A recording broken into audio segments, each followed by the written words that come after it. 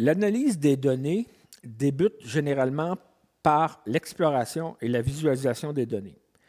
L'analyse exploratoire des données, en anglais Exploratory Data Analysis, EDA, cherche à se familiariser, mieux comprendre, détecter des éventuelles anomalies, comme par exemple des données aberrantes.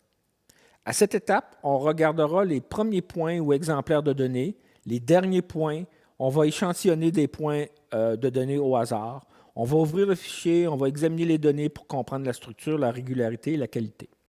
Une seconde étape consiste à explorer chaque attribut ou caractéristique des données pour en connaître la distribution statistique.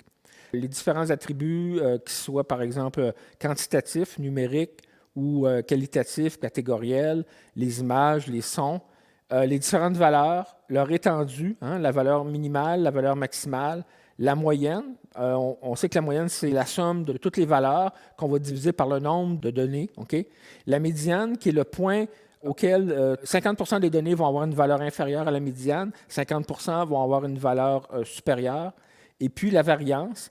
Et la variance, on peut voir ça un peu comme une cloche. Okay? Si la variance est faible, la pente de la cloche va être plus élevée, donc on va avoir vraiment un pic là, ou une montagne. Okay?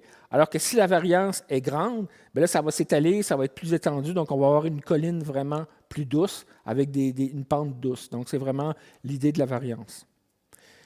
Dans le cas d'images ou de photos, on va regarder évidemment la qualité, le flou, le cadrage, la taille, la pose des objets ou des éléments dans l'image, le rendu des couleurs. Et il faut examiner évidemment la qualité de la notation, c'est-à-dire quand on fait de l'apprentissage supervisé, on l'a dit, on a toujours des classes cibles ou des étiquettes cibles. On va associer des étiquettes à des images, mais là, vérifier que c'est bon, que c'est consistant, que c'est juste.